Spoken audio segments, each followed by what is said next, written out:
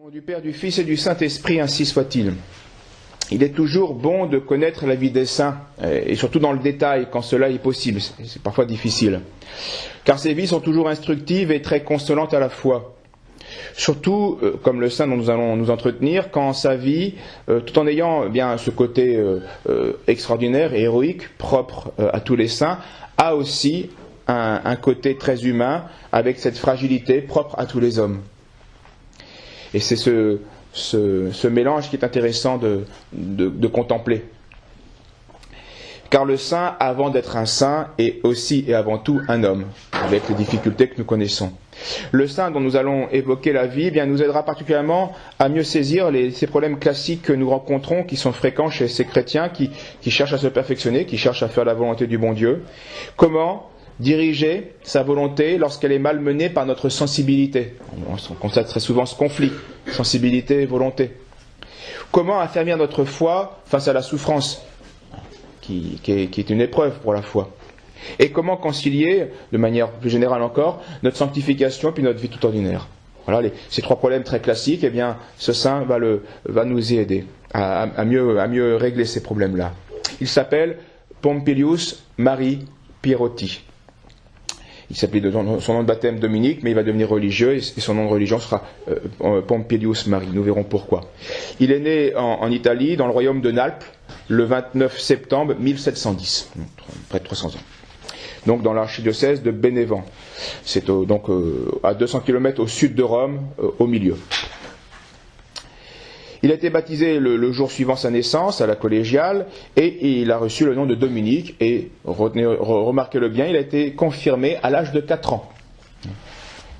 Comme quoi, il y a un ordre, et il n'y a pas besoin d'attendre très longtemps pour cela. Même si ce qui est étonnant, 4 ans, parce que c'est l'âge de raison, en fait. Il devait avoir l'âge de raison, puisque depuis le concile de Latran, de 1215, la confirmation doit être donnée à l'enfant dès l'âge de raison. Donc il devait l'avoir. C'est pas 7 ans, c'est pas 8 ans, c'est pas 6 ans, c'est l'âge de raison. Alors il était le 6e de 11 frères, 3 parmi eux seront religieux et un chanoine. Ses parents, donc Jérôme Pierotti et puis Ursula Bozuti, appartenaient à la petite noblesse italienne. Et le père va être le grand éducateur de ses fils, plus encore que la mère, ce qui n'est pas toujours très fréquent. En tout cas, on n'y pense pas assez. Il veillait particulièrement et autant à l'étude qu'à la piété, autant aux humanités classiques qu'aux vertus et à la politesse chrétienne, qui pour lui était, et ce qui est vrai, le sommet de la charité. Pour son père, un vrai chrétien ne peut se dispenser d'être aussi un gentilhomme, c'est-à-dire un homme d'honneur qui a des bonnes manières. Et pour lui, c'était inséparable, inconcevable de séparer ces choses-là. La mère, par contre, je vous l'ai dit, aura peu d'influence dans l'éducation de ses fils. Voici ce que le saint écrira un peu plus tard. Les sentiments de notre chère mère étaient trop souvent charnels et mondains, et je n'ai jamais été satisfait par eux. Et donc, avec le recul, il voit très bien l'insuffisance, une certaine limite. Et un peu plus loin, il écrivait « Et je regarde, par contre, dans mon esprit, avec toute la précision possible, les conseils paternels qui, par ces exemples continuels, m'ont formé pour Dieu. Et surtout cette phrase, la vertu et l'honneur ont été le patrimoine constant de la famille Pierotti. » Donc en cette phrase, il y a tout le résumé de la traité d'éducation, c'est plus les conseils et les exemples qui donnent vie aux conseils. Les exemples continuels de son père. Et cette phrase qui est très belle, quel est l'héritage, qu'est-ce qu'il faut transmettre, qu'est-ce qui ne se détruira pas dans la transmission, même si on manque de tout, c'est la vertu et l'honneur. C'est ça le patrimoine d'une vraie famille. Notre jeune homme était grand, mince, et c'est ce qui est particulièrement remarquable, émotionnellement très impressionnable. Il était très délicat de tempérament et de nature. À 15 ans, il fera sa première retraite spirituelle et il va s'orienter vers l'état, pour embrasser l'état que le Seigneur veut pour moi, pour sa plus grande gloire. Donc c'est pas encore quel sera cet état, mais il veut la plus grande gloire de Dieu. 1 an plus tard, il se décidera à l'occasion d'une prédication de carême où un prêtre, un père piariste, vient dans sa ville. Et donc le saint découvre à ce moment-là, par ce prêtre, l'ordre qui a été fondé 70 ans plus tôt par saint Joseph Calazans.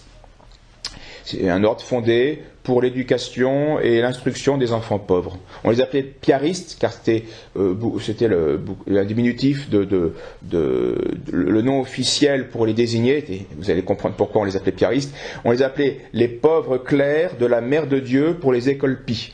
Donc c'est un peu long à dire tout cela. Donc on disait piaristes, Pie. À 16 ans, il songe donc sérieusement à se donner à Dieu, mais ses parents s'y refusent. Je ne sais pas les raisons.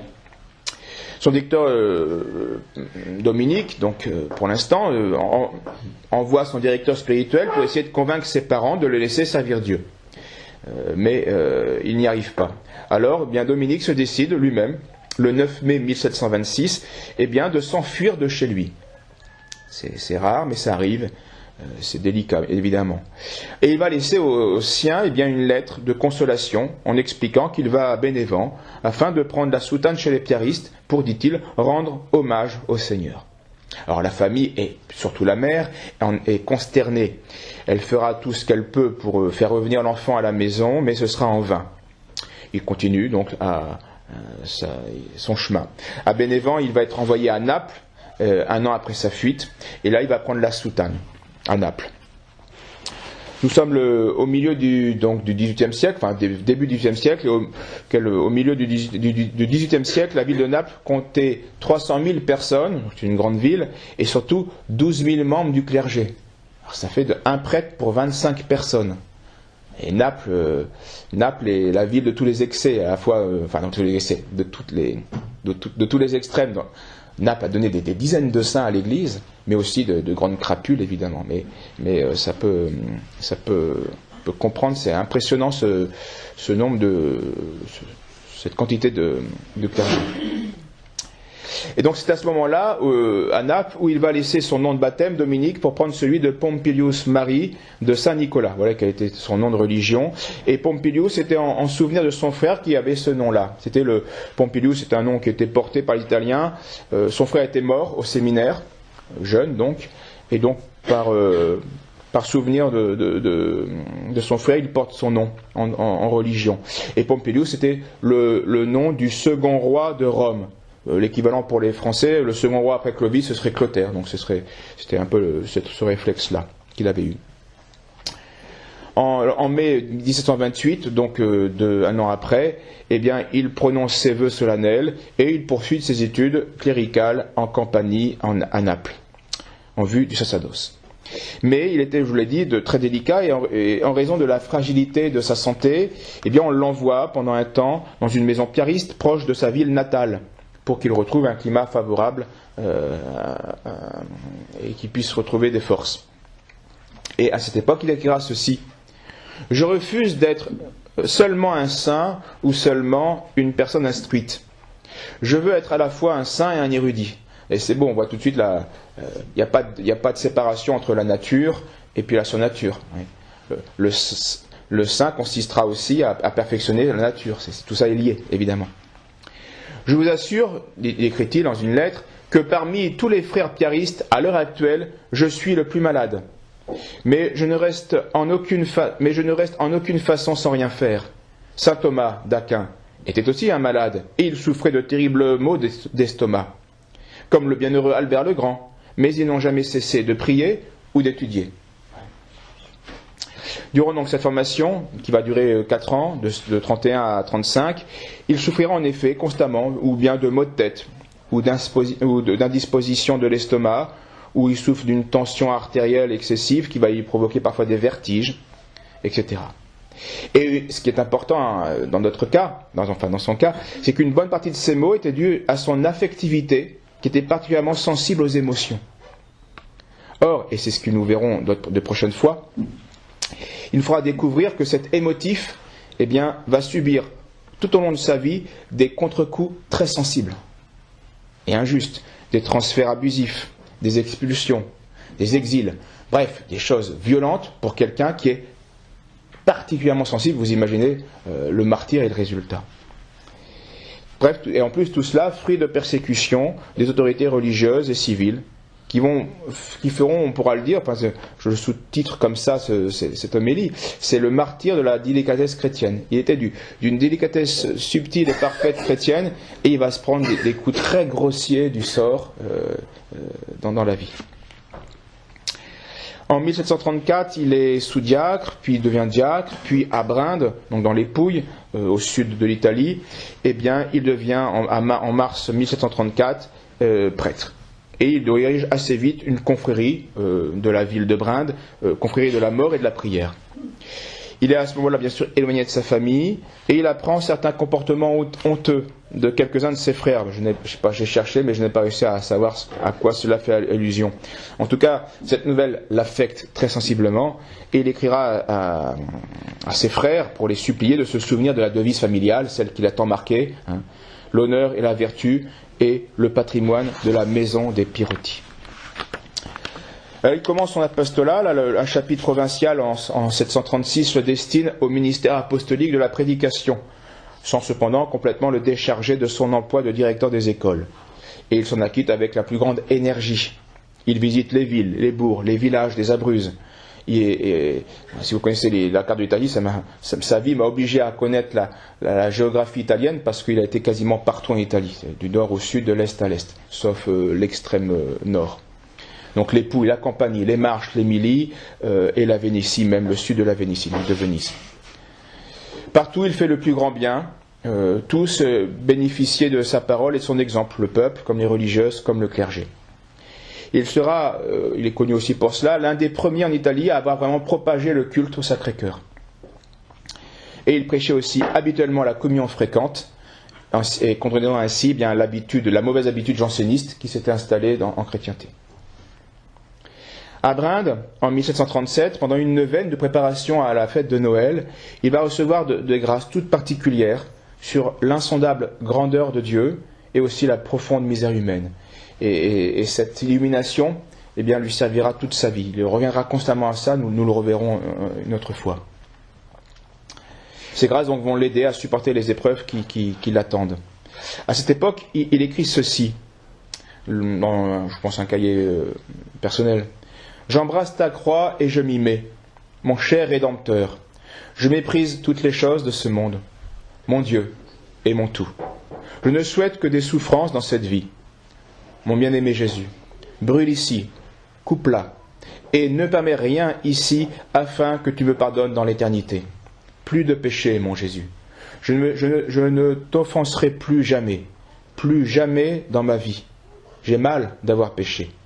Ce que j'ai écrit est écrit, mieux vaut mourir que de vous offenser à nouveau. » En mars 1739, nous avançons, il arrive à Ortona, une petite ville maritime de côté de l'Adriatique, un peu plus au milieu de l'Italie, dans les Abruzzes. Et là, il est nommé professeur diocésain. Il va s'occuper de petits séminaristes. Et il écrit ceci en août au Père général. « Nous souffrons ici les douleurs les plus terribles que vous puissiez imaginer. Exposés au murmure de tous, parce que on faudrait faire l'histoire de l'ordre, mais l'ordre a été assez persécuté, notamment par les jésuites qui y voyaient comme des concurrents. C'est comme ça, la triste histoire des hommes. Donc, exposé au murmure de tous et dédié à la direction de certains jeunes séminaristes, dont la plupart d'entre eux sont indisciplinés. J'ai eu de fortes douleurs et des problèmes cardiaques en raison de ces conditions. » Donc on voit toujours combien ces confrontations, cette difficulté de la vie, ou l'insolence de ces jeunes séminaristes, et puis aussi le scandale que ça donnait, eh bien le rendait malade. On va la voir, ça va être de pire en pire malheureusement, avec des hauts et des bas évidemment. Comme prêtre aussi, eh bien, il lutte contre les déviations religieuses de son temps, ce qui est le siècle des Lumières. Avec donc, principalement l'illuminisme, cette religion naturaliste, rationaliste, anticléricale, qui était répandue par la franc-maçonnerie. Le jansénisme, qui est cette corruption de l'esprit chrétien, avec une conception rigoriste de la vie chrétienne, sous prétexte de justice divine. Et puis, le quiétisme, qui lui va être un peu un excès, mais dans l'opposé. Au nom de la bonté divine, de la volonté de Dieu, eh bien, on va corrompre la vie chrétienne dans l'indolence, dans le laxisme. Notre saint, lui, brûlé d'un vrai feu, d'un vrai zèle missionnaire, il osera même écrire au pape pour lui demander que le pape le nomme, lui, prédicateur apostolique, tout simplement, afin d'être revêtu de l'autorité apostolique et de pouvoir aller de par le monde, disait-il, déclarer la guerre aux vices et procurer les remèdes aux âmes. Bon, le pape ne donnera pas suite, mais il fallait oser. Et il l'a osé non pas par orgueil, mais par zèle.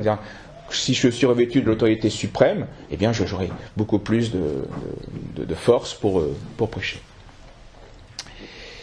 Pie XI, qui va canoniser notre saint, eh bien précisé dans un des documents que ce saint était, comme beaucoup, plutôt admirable qu'imitable dans la pratique de la pénitence et des autres vertus. Et un seul exemple va vous le montrer. Un prêtre de Cézanne, qui était impressionné par sa prédication, invite le père piariste en mission dans sa propre ville, pour profiter de cela. Et après le dernier sermon du soir, Pompilius Marii, eh bien, va faire une procession de pénitence où lui-même se frappera avec une chaîne de fer. Donc c'est impressionnant, évidemment. Mais plus admirable qu'imitable. Il faut remarquer, pour conclure aujourd'hui, que ce saint, eh bien, en contredisant les erreurs de son temps, eh bien, s'est attiré la haine des gens qui étaient à un but de ces erreurs, comme ceci est malheureusement logique.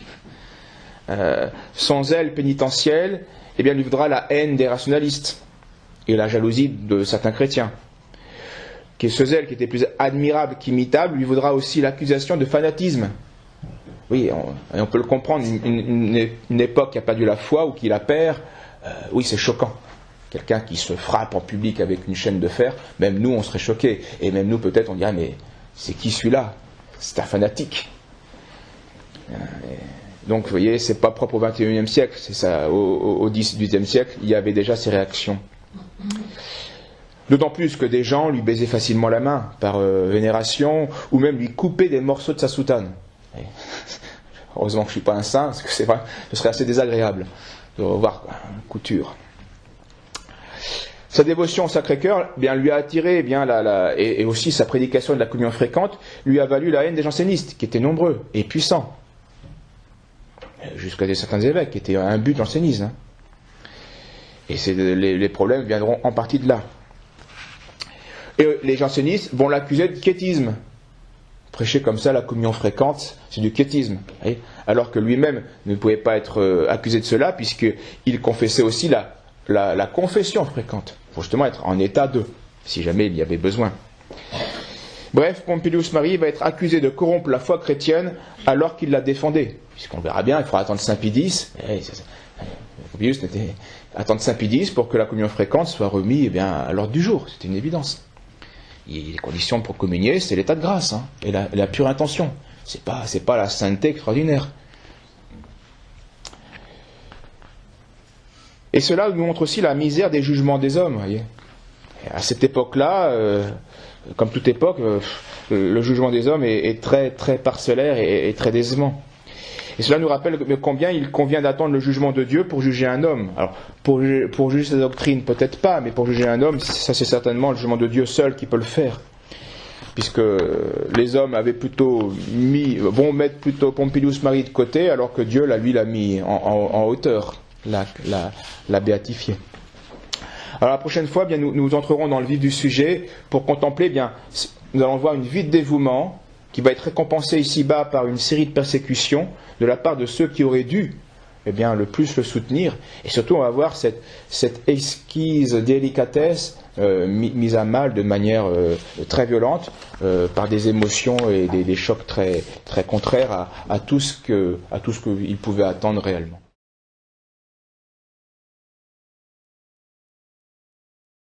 Donc rentrons dans le vif du sujet et abordons surtout ces 20 années principales où il va subir de grandes persécutions. Il a 32 ans et on lui confie, donc toujours vers le sud de l'Italie, dans les Abruzzes, un ministère dans une école avec celui de la prédication et du confessionnal. Voici ce qu'il écrit à l'époque. « Je suis à Lanciano, où les travaux sont nombreux.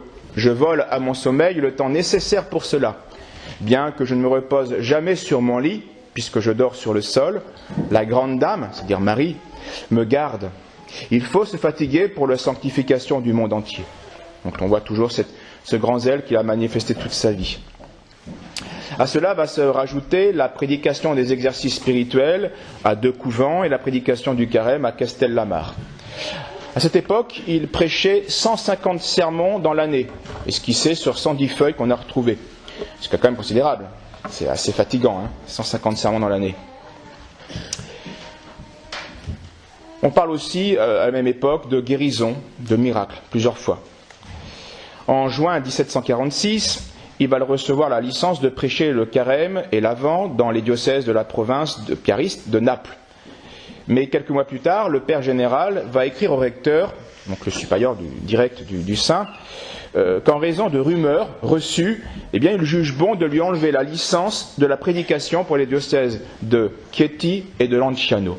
Et en effet, les 2 évêques de ces 2 diocèses étaient tous 2 imbus de jansénisme et ont fait savoir qu'ils allaient suspendre Pompilius Mari de la prédication, afin de défendre, selon eux, la discipline ecclésiastique. Donc on a déjà vu combien il mettait à mal, par la prédication de la communion fréquente, du Sacré-Cœur, les tendances jansénistes de l'époque. Et surtout, la rigidité, le rigorisme janséniste, réprouvait sa conduite envers les gens mariés ou envers les religieuses, où le saint les invitait à l'union mystique. Et c'est pas réservé aux moines.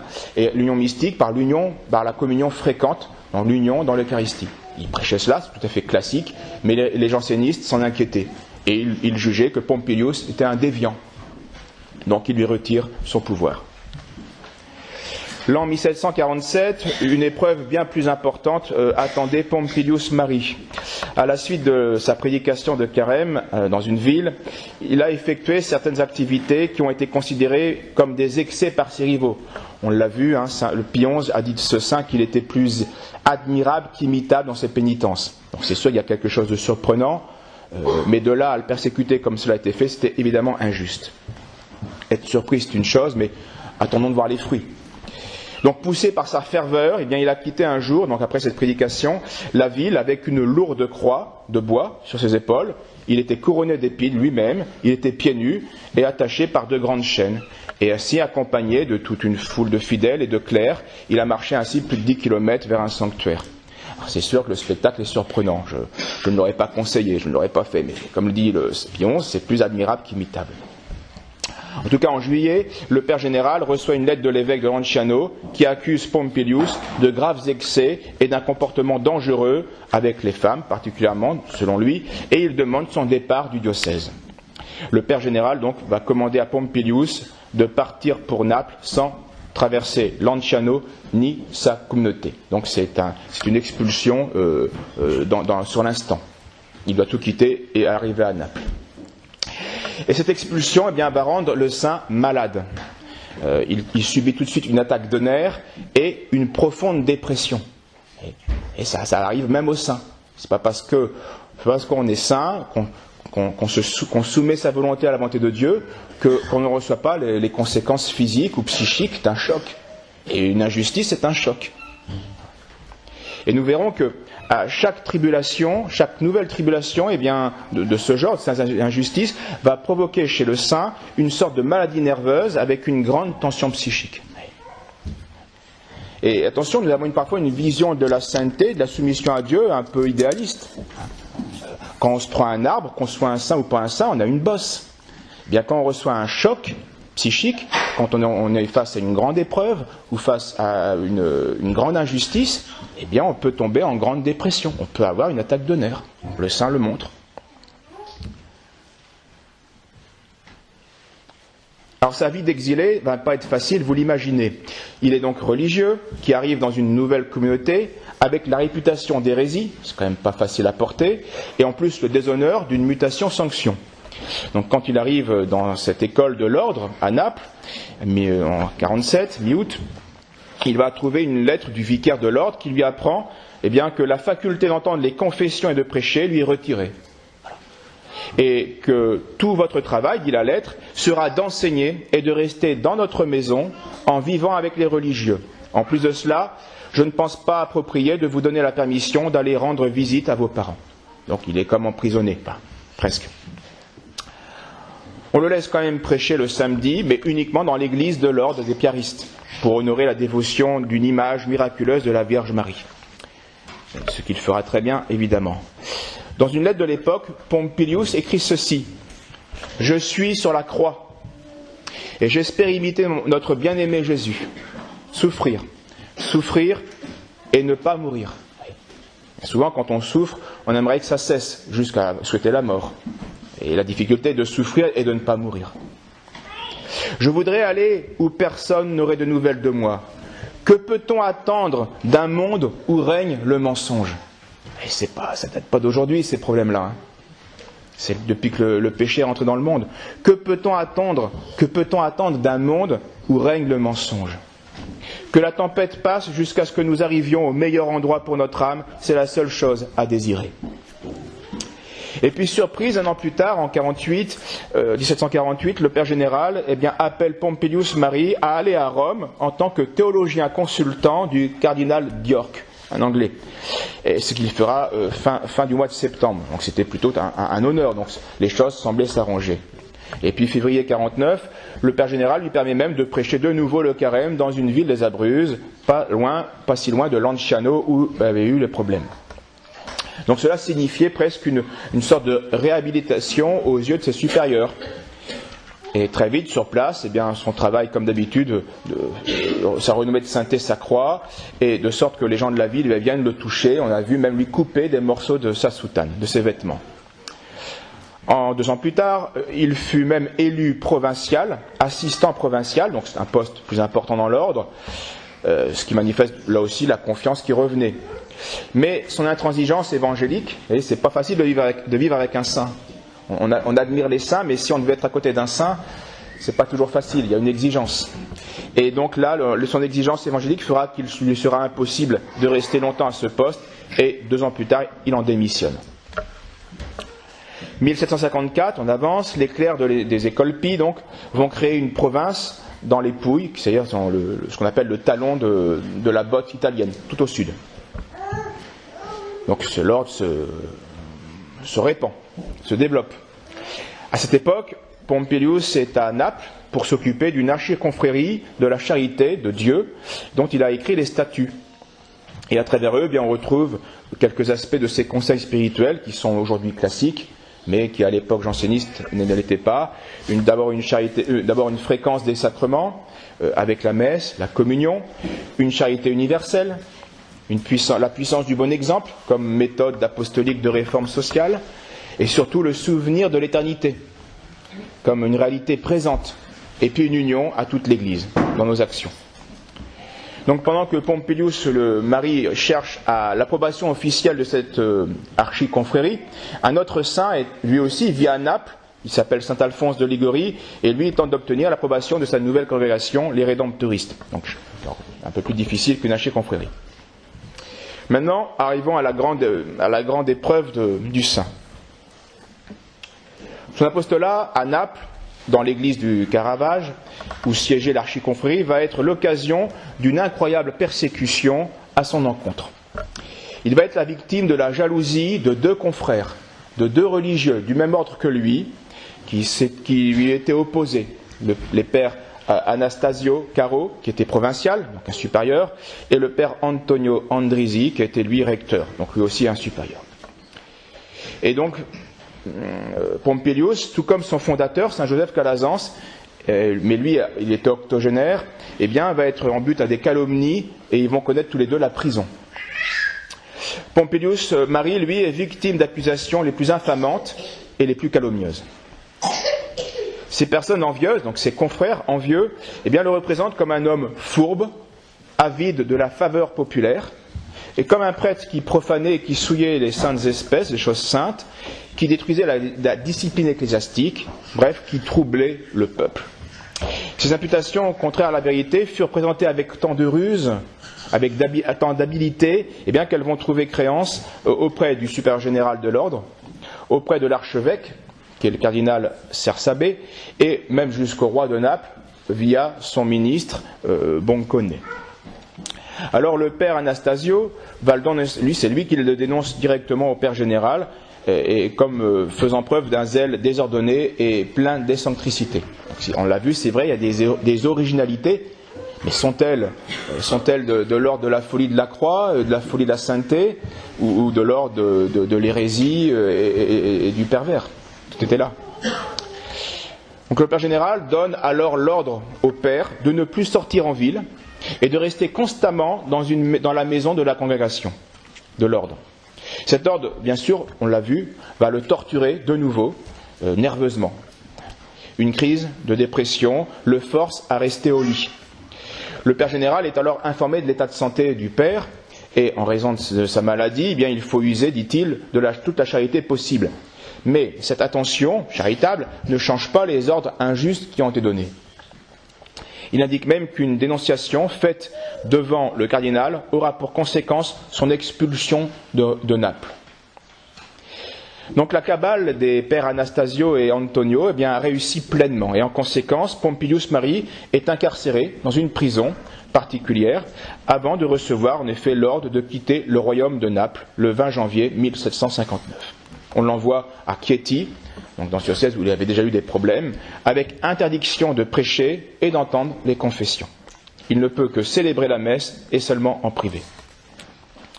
À Chieti, il reçoit de nombreuses visites des villes voisines, il écrit des lettres de direction spirituelle à différents monastères, puis ensuite on va un peu le balader. On l'affecte dans les marches, donc au nord, à Ancône, et c'est à cette époque. Aujourd'hui, les mutations, on prend l'avion, on prend le train, enfin, voilà. Ça se fait assez facilement. Aujourd'hui, à l'époque, une mutation, c'est tu prends tes pieds et puis tu marches. Donc, tu es muté à Ancône, c'est à 150 km, eh bien, vous y allez. Et partout, sur son voyage, on assiste à peu près aux mêmes scènes. Des gens, bien, se réunissent, lui demandent sa bénédiction, lui baisent les mains, lui baisent les pieds. Durant ce voyage, on évoque aussi des charismes de guérison, de discernement, de prophétie et même de miracles. Après un temps, on l'envoie encore plus au nord, à Lugo, près de Ravenne.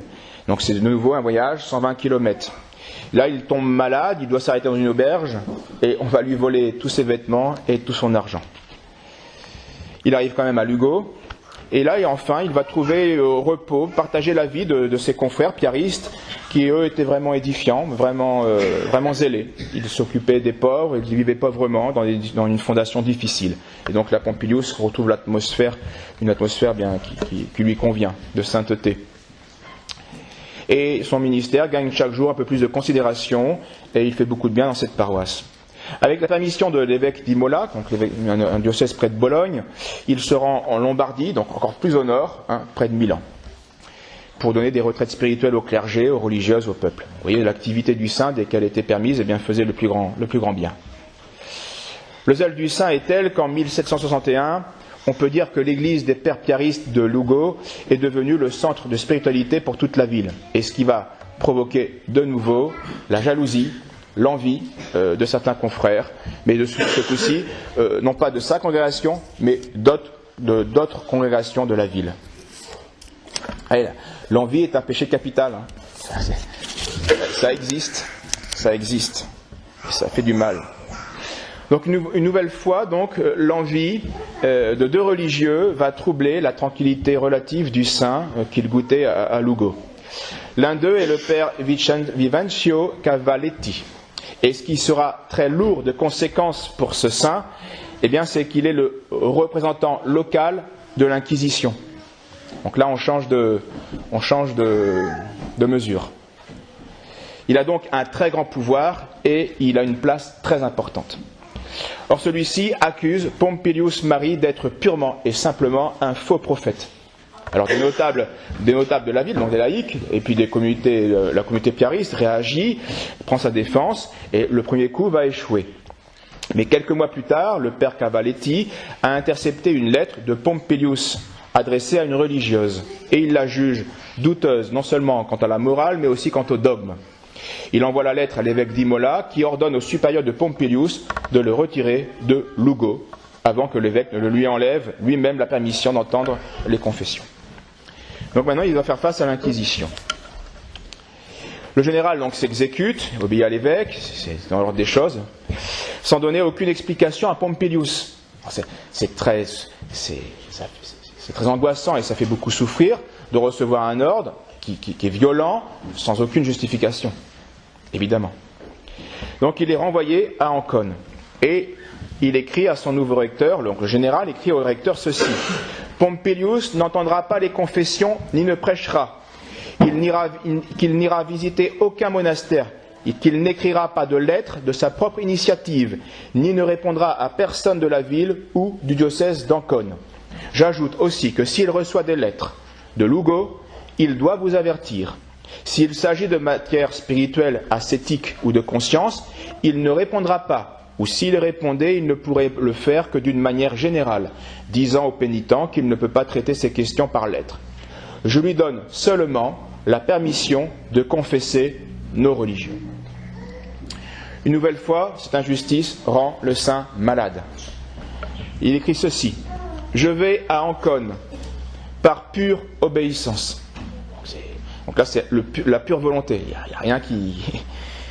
Bien que je ne me sente pas bien, parce que mes nerfs et mes viscères me font fortement souffrir, jour et nuit.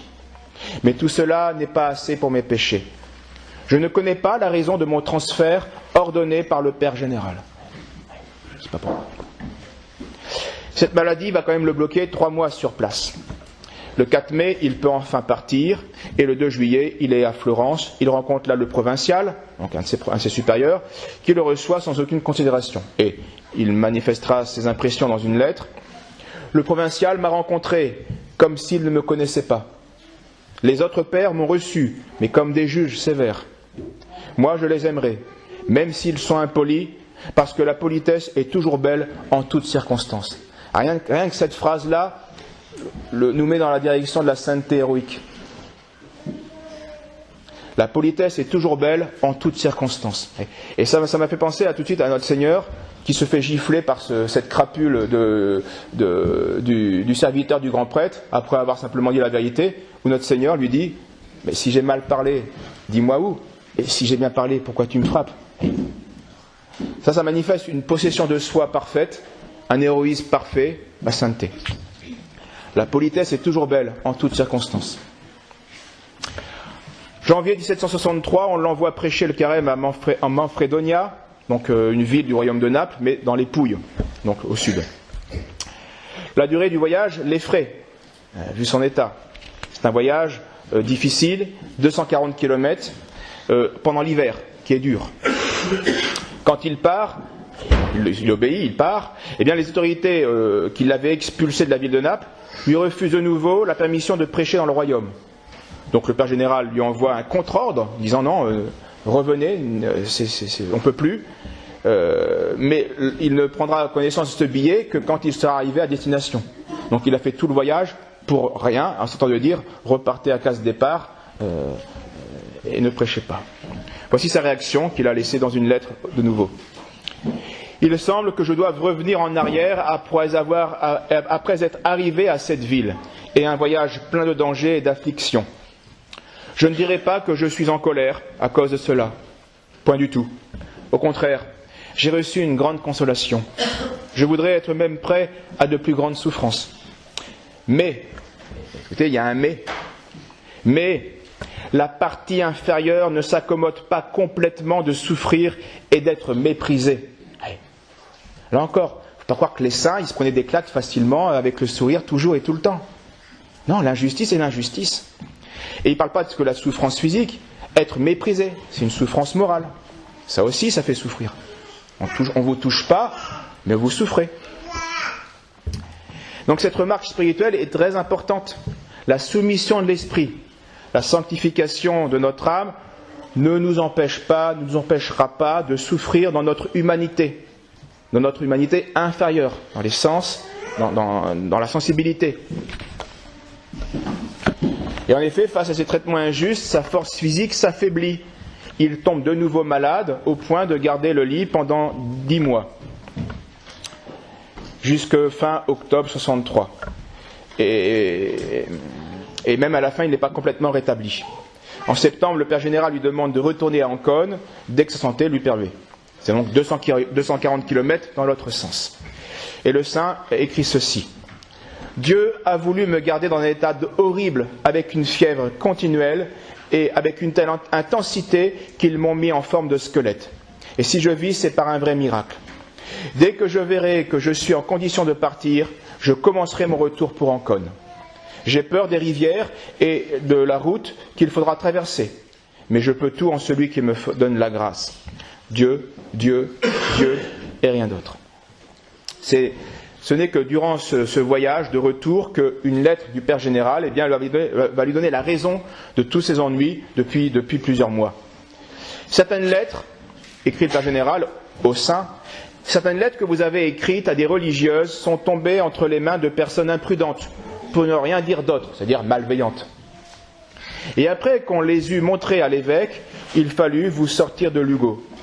Vous écrivez avec une telle simplicité, c'est-à-dire avec clarté, simplicité, que si on vous lit sans intelligence, eh bien des personnes peuvent mal interpréter vos conseils. J'ai alors passé un contrat avec le cardinal pour que vous n'assistiez au culte qu'en notre Église. Vous n'aiderez aucun autre monastère, vous ne répondrez plus à aucune lettre de religieuse. Le voyage de retour donc est difficile, il se fait, et il affaiblit le Pompilius Marie. À son arrivée dans la communauté piariste, il est chargé de la sacristie, avec les aumônes que lui font ses dévots, eh bien, il peut restaurer l'église, il prêche, il confesse dans l'église, il a le droit, il donne même une retraite spirituelle aux frères de l'ordre, et il aide l'école. À cette époque, il écrit à un confrère piariste qui vit à Rome ceci: Dieu, Dieu, Dieu. Appliquez-vous dans votre vie à nulle autre chose que de travailler et de vous fatiguer uniquement pour gagner Dieu dans l'éternité. Et ce conseil qu'il donne à un piariste, il est vrai pour tous. J'ai 10 ans et je travaille, je suis un jeune homme et je me prépare à une vie sociale, je suis père de famille, je suis prêtre, je suis tout. Cette phrase, c'est la phrase vraie pour toutes les créatures. Appliquez-vous à vous fatiguer uniquement pour gagner Dieu dans l'éternité. Laissons-nous aimer et aimons. Le seul bonheur authentique vient de l'accomplissement de la volonté divine. Jésus, mon époux bien-aimé, me réprimande souvent quand il me voit triste. Donc, parfois il est triste, ce saint. Quand il me voit triste et qu'il me dit « Pourquoi es-tu triste ?» C'est un psaume qui dit ça. Et je lui réponds souvent en me répondant aussi à moi-même. Mon esprit est prompt, mon bien-aimé, mais ma chair est faible. Ça, c'est l'Écriture qui nous le dit. Donc là encore, c'est une remarque très importante. L'esprit est prompt, c'est facile en pensée de se sanctifier, d'être zélé, de porter sa croix en pensée, mais dès qu'on la porte réellement, physiquement, on le voit bien, la chair est bien faible. Et les saints ont connu cette faiblesse. Donc cette lettre manifeste une belle élévation mystique qui transcende les coups des hommes, que les hommes lui infligent, mais elle manifeste aussi la dureté et la souffrance que notre union à Dieu, que la union ne nous empêchera pas de sentir, de ressentir. Ensuite, par un ordre de l'Inquisition, du tribunal de l'Inquisition de Lugo, eh bien, le Père Général va donner au recteur les consignes suivantes au sujet de Pompilius Marie. Il envoie cette lettre à son supérieur direct. Appelez simplement le Père dans votre chambre, et en présence de religieux choisis par vous, informez-le du commandement suprême de Rome. Il doit s'abstenir jusqu'à nouvel ordre, d'entendre les confessions, de prêcher et de diriger spirituellement. Vous devez veiller à l'accomplissement de ce commandement suprême et m'envoyer un témoignage signé par vous et par les autres religieux, dans lequel vous témoignez que l'ordre lui a été donné dans les termes sus-mentionnés. Néanmoins, le frère Pompilius Marie pourra continuer à entendre les confessions de nos pères. Alors, ce langage peut vous paraître excessivement sévère.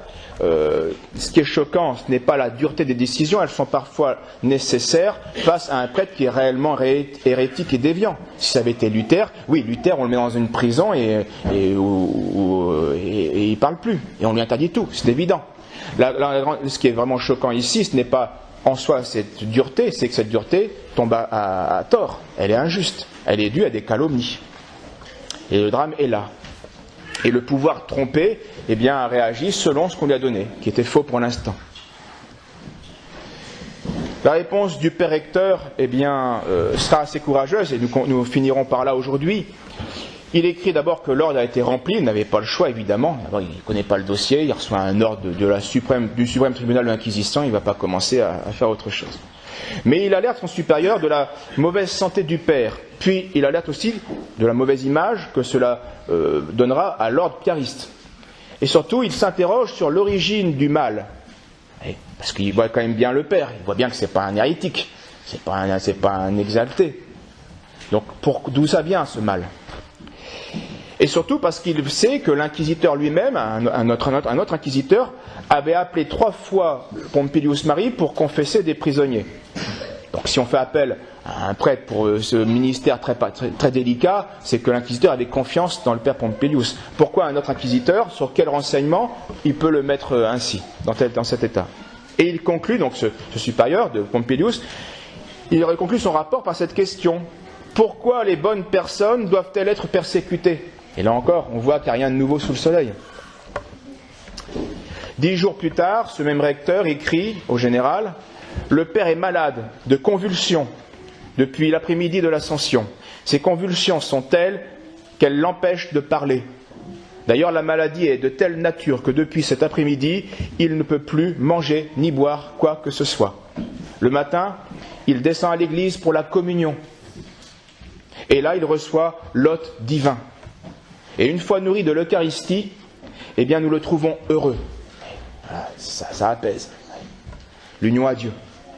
Il n'y a que ça dans la souffrance qui peut calmer la douleur. Et comment tout cela finira-t-il? Je ne le sais pas. Mais c'est ce que nous verrons, nous, la prochaine fois. Il lui reste 2 ans à vivre. Mais pour l'instant et pour aujourd'hui, retenons que ces grands enseignements du Saint, la partie inférieure ne s'accommode pas complètement de souffrir, d'être méprisée. Dieu, Dieu, Dieu. Pour gagner l'éternité. Et mon esprit est prompt, mais ma chair est faible.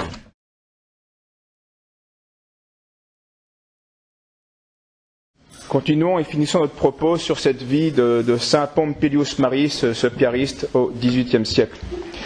Nous sommes aux 2 dernières années de sa vie, nous l'avions laissé fort malade, éprouvé par la décision injuste qui lui était tombée dessus et qui venait de la Sainte Inquisition. On l'a vu à cause d'un inquisiteur qui avait été jaloux et injuste.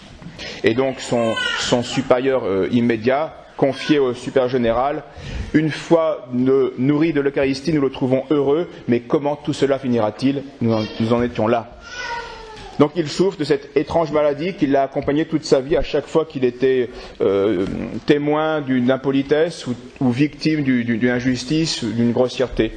Et donc une maladie nerveuse qui va durer là 6 mois à Ancône, de septembre à avril, enfin 64 à 65. Il est à ce moment-là dans une province piariste qui ne le connaît pas et il se plaint de ce regard froid justement injuste de ses frères. Il écrit: il y a des regards mauvais envers moi, toujours infectés de petites envies. J'essaie de rester discret, de me comporter convenablement, d'être affable et de traiter tout le monde avec gentillesse. Vous voyez, et c'est intéressant de voir comment cette éducation donnée par son père sur le sens de l'honneur et le sens de la politesse, toute sa vie va être un des fondamentaux, une des références. Être affable, traiter le monde avec gentillesse. À son établissement, on l'envoie dans une autre maison piariste, tout au sud de l'Italie, dans la botte, dans le talon de la botte, dans les Pouilles, donc près de Lecce. Les autorités lui autorisent son retour dans le royaume de Naples, mais à la condition, disent-ils, qu'il ne réside pas dans la capitale, donc Naples, et que le gouverneur local envoie des rapports périodiques à son sujet. Donc on continue à se méfier de lui. Ce qui est quand même tout à fait extraordinaire. C'est un saint aux yeux de Dieu et pourtant on a peur de lui, on le considère comme quelqu'un à surveiller. Comme quoi le jugement de la terre, le jugement de Dieu est bien différent. Le 15 avril, son dernier voyage, Pompilius Marie donc quitte Ancône pour arriver à Campi, cette petite ville à 15 km de Lecce, donc au sud de l'Italie. Nous sommes en juillet 1765. Donc il a mis de nouveau 3 mois pour faire ces 300 km. Plus de 300 km. Il arrive et il va trouver une situation déplorable là où on l'a muté. Il constate dans la maison piariste maintenant qui est la sienne, eh bien un religieux aigri et inquiet est en train de détruire la maison qui avait été fondée, la maison de noviciat qui avait été fondée même par le fondateur de l'ordre, par Saint Joseph Calazans. Ce religieux vient semer la discorde continuellement parmi les novices et il les invite même à signer, sans leur dire exactement ce qu'il va faire, un document dont ils ne connaissaient pas exactement le contenu, qui va être envoyé au roi de Naples, et qui était une accusation contre le maître des novices. Bref, une maison complètement divisée contre elle-même. Et donc elle était au bord de sa chute et de sa ruine. Voici quelques descriptions et détails que nous donne Pompilius Mari de la situation qu'il constate et de la maison dans laquelle il doit vivre. Ici, dit-il, la situation est absurde.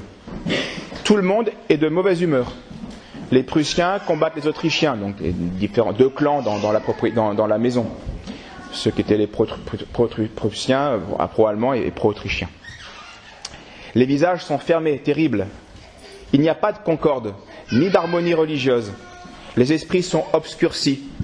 Il y a peu de crainte de Dieu et beaucoup de mépris de l'observance et aucune bonne manière. Je suis vraiment dégoûté par le spectacle insolite d'une telle grossièreté dans ces comportements si loin de la charité religieuse. J'avais demandé à mon bien-aimé de m'emmener dans un endroit où je pourrais faire pénitence pour mes péchés. Eh bien, il a vraiment choisi celui qui contredit le plus ma nature, puisque tout comportement incivil provoque dans mes sens une terrible douleur. On parle de la canonisation de notre Père béni, donc du fondateur, Saint Joseph Calazans. Je voudrais que les écoles Pie, c'est leur ordre, eh bien, je voudrais que les écoles Pie soient canonisées et que nous commencions à pratiquer la piété et non la grossièreté, la piété et non le mensonge, la piété et non l'orgueil et l'arrogance, la piété au service de Dieu et non l'esclavage, puisque le bien suprême veut être servi dans la joie et avec assurance et grâce.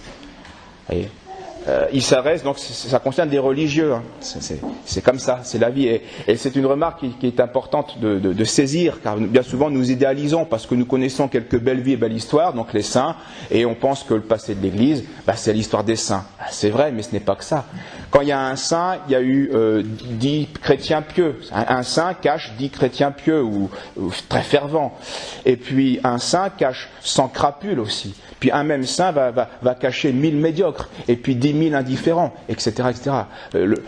Attention, le saint existe, c'est une merveille de Dieu et un don de Dieu, il y en a beaucoup, mais il n'y a pas que ça dans l'histoire de l'Église, loin de là. Et l'histoire de ce saint le manifeste, évidemment. Alors, il continue sa lettre, car il n'y en a pas que pour les religieux, il y en a pour les laïcs, il constate ceci. Les laïcs sont ici un groupe de coquins et de cochons. Donc apparemment, la situation est catastrophique. Voilà, c'est ça que ça veut dire. C'est le monde dans lequel on vit, avec beaucoup de déceptions, beaucoup de péchés, de la part de tout le monde, laïcs, religieux, personne n'est épargné. Bref, tout le monde a des efforts à faire. Et rappelons-nous que lorsque notre saint se plaint de la brusquerie dans les relations, et qu'il parle des bonnes manières qui sont absentes, il parle toujours de cette politesse qui est le fruit extrême de la charité. Dans ses lettres, on trouve quelques indices sur les remèdes qu'il va essayer de mettre en place alors qu'il n'a aucune autorité. Voici ce qu'il dit pour essayer d'améliorer la situation. Je souris. Donc, au lieu d'avoir le visage fermé, tout le monde, je souris, un visage avenant. Et j'essaie de faire quelques plaisanteries.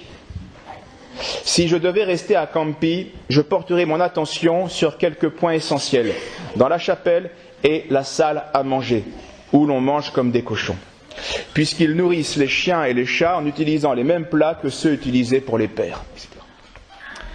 Alors on arrive en août 1765 et les supérieurs sont conscients de la situation chaotique de cette maison et on va muter celui qui pose problème et on va donc remplacer le recteur qui a démissionné en fait et on nomme comme supérieur de la maison notre saint Pompilius Mari qui se retrouve maintenant le chef de cette situation.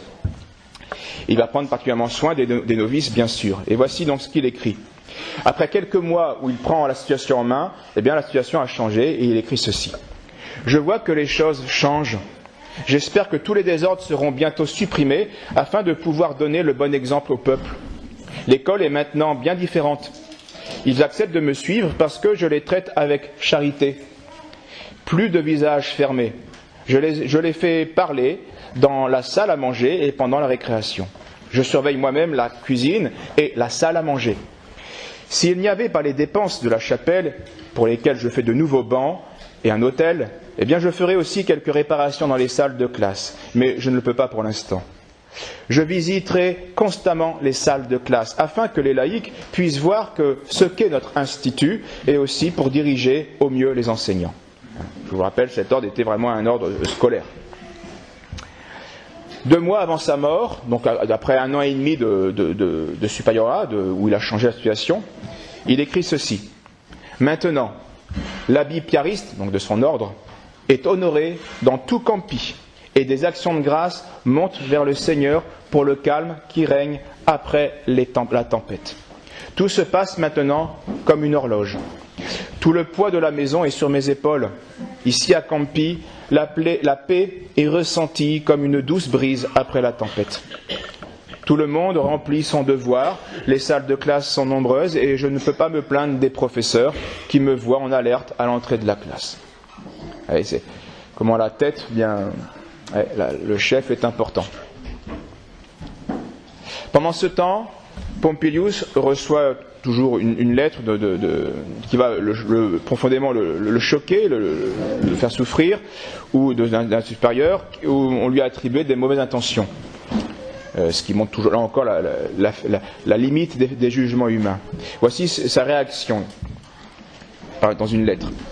Je ne peux pas m'imaginer comment il a été possible que notre bon frère, le procureur général, ait osé m'écrire, et sans aucun fondement, une lettre si terrible, dont on l'accusait de plusieurs mots. Les choses dont il m'accuse ne m'ont jamais traversé l'esprit, même pas en rêve. Je ne prétends pas devenir ni provincial, ni recteur, ni rien du tout, puisque je suis ici à Campi en tant que frère au service de la communauté. Et il confiera, et c'est là une remarque qu'on a déjà vue et qui est très importante, c'est vraiment un grand enseignement chez la vie de ce saint, il a confié à un de ses frères religieux, bien que je sois depuis longtemps dans l'institut, je ne suis pas encore habitué à recevoir les coups des mains du Seigneur, qui est tout amour, même si je sais très bien que tout est permis par la volonté de Dieu et qu'il fait tout pour notre bien. Souvenez-vous, on le voyait bien, on l'avait vu dans les autres citations, la chair était faible, l'esprit était prompt, et il avait du mal à supporter les épreuves que le bon Dieu lui envoyait. Et on revoit cette même remarque.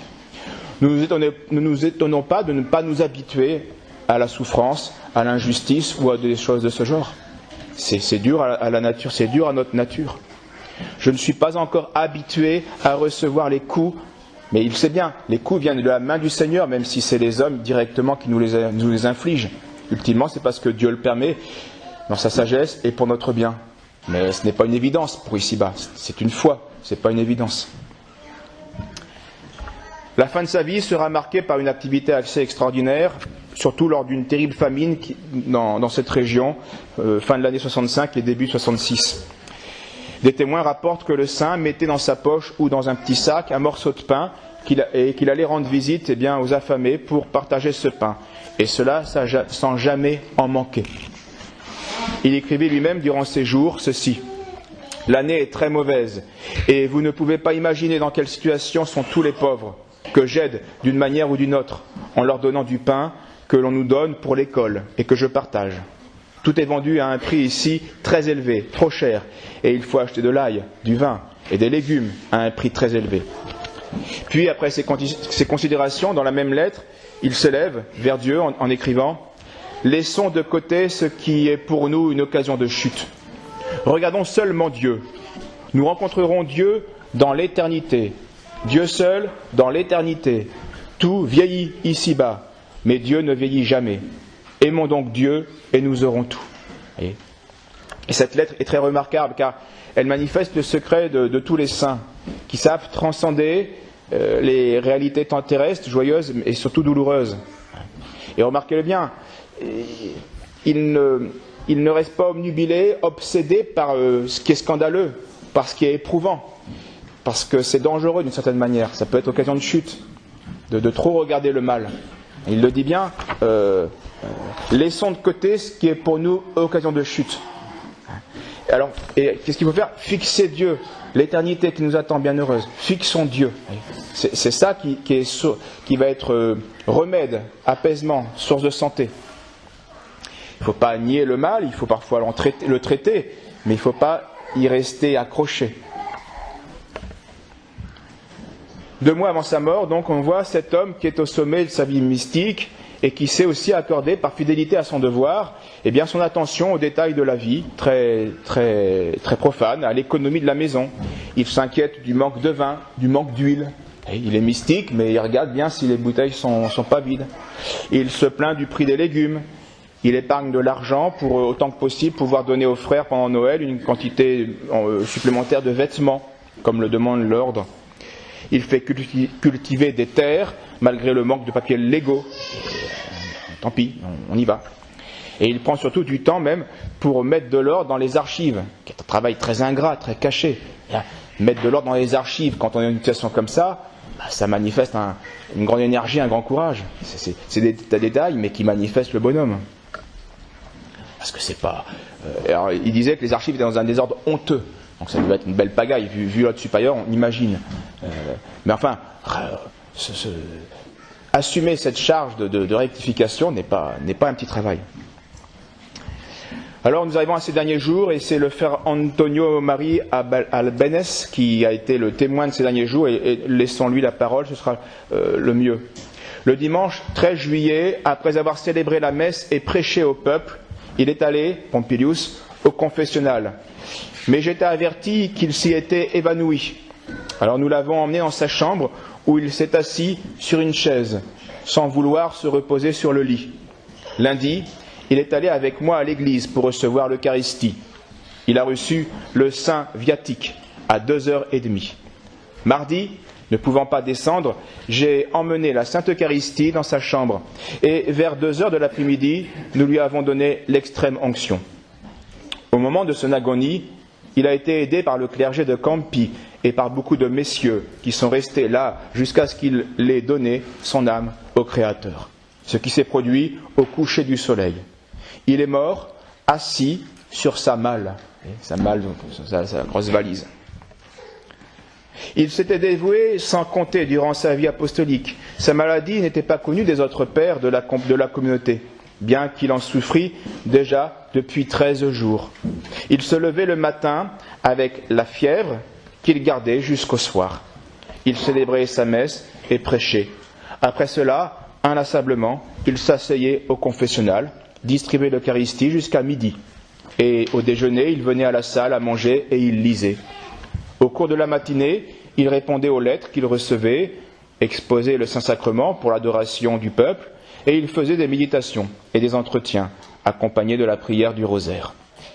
Dans l'après-midi, il assistait à la prière de la communauté et au souper, bien qu'il fût dans la salle à manger, il ne prenait rien. Durant sa vie, je vous l'avais plusieurs fois évoqué, de nombreux miracles lui ont été attribués, surtout des intuitions au confessionnal, des guérisons même à distance, des visions de choses cachées, de la prophétie, des guérisons, des multiplications de vivres, on l'a vu. Mais le plus étonnant, évidemment, reste dans sa vie, le plus grand miracle, c'est sa propre vie. Il est donc décédé le 15 juillet 1766 à l'âge de 56 ans. Une foule considérable, venue des villages voisins, des communautés voisines, va contempler le corps du défunt. Et pour donner satisfaction à la piété du peuple, son corps va rester exposé plus de 2 jours à l'église. Chaque visiteur s'efforçait alors d'emporter une parcelle de ses habits ou quelques cheveux du serviteur de Dieu. Alors quand on se rendit compte de cela, bien sûr, on va s'y opposer, on va rendre les choses plus difficiles, et la foule, ne pouvant plus avoir accès au corps, va se consoler sur son confessionnal, qu'elle va mettre en pièces, tout le bois va éclater, ils vont piller le confessionnal pour avoir un souvenir de ce saint. On est en Italie, du sud. Il est enterré de nuit dans l'église qu'il desservait, et il a été béatifié par Léon XIII, puis canonisé par Pie XI. À la suite de 2 miracles, survenus l'un à Naples en 1891 et l'autre en Espagne en 1892. Le premier, c'était une guérison brusque d'un cancer du sein, et le deuxième miracle, celle d'une infection morbide au poumon. Laissons le mot de la fin à notre saint, par un extrait d'une de ses lettres qui va résumer bien les sentiments de son âme, et elle s'adresse à un confrère qui est à Rome, et nous pouvons bien sûr garder ses conseils pour nous. Voici ce qu'il lui écrit. Soit un saint, soit un vrai fils du grand Calazans, c'est-à-dire de mœurs paisibles, humbles, modestes. Ne nous préoccupons pas des choses de ce monde misérable, Dieu et rien d'autre. Soyez modestes, ne soyez pas curieux, ne vous inquiétez pas de la grandeur romaine. Prenez soin de méditer sur l'éternité. Pensons à l'éternité, et ainsi nous aimerons Dieu. Nous, religieux, nous pensons très peu à l'éternité. Nous devons le reconnaître à notre honte. Alors je vous laisse vous-même changer le mot religieux par chrétien, et moi je le change en mettant le mot prêtre. Nous, religieux, nous pensons très peu à l'éternité. Nous devons le reconnaître avec honte, car souvent les religieux ne cherchent pas Dieu, mais chacun se cherche et travaille pour lui-même. Nous ne cherchons pas l'honneur de Dieu, ni celui de la vertu, mais nous recherchons nos propres avantages. De là vient le relâchement des maisons religieuses. Tenez-vous à l'écart des ruses du diable, qui essaie de nous éloigner de la prière. Or, sans elle, l'édifice spirituel s'effondre, et toutes les vertus s'éteignent, comme une plante s'assèche, à moins que nous l'arrosions au bon moment. Prenez grand soin de devenir un saint, mais selon les voies choisies par Jésus. Ne cherchez jamais d'autres moyens. Jésus, dans le Saint-Sacrement, peut devenir votre médicament, qui vous gardera toujours l'âme et le corps. Ne vous découragez jamais. Essayez seulement de plaire à Dieu. Implorez fréquemment l'aide de la Vierge Marie et priez-le avec simplicité. Gardez toujours une bonne humeur, puisque vous travaillez pour l'éternité. Au nom du Père, du Fils et du Saint-Esprit, ainsi soit-il.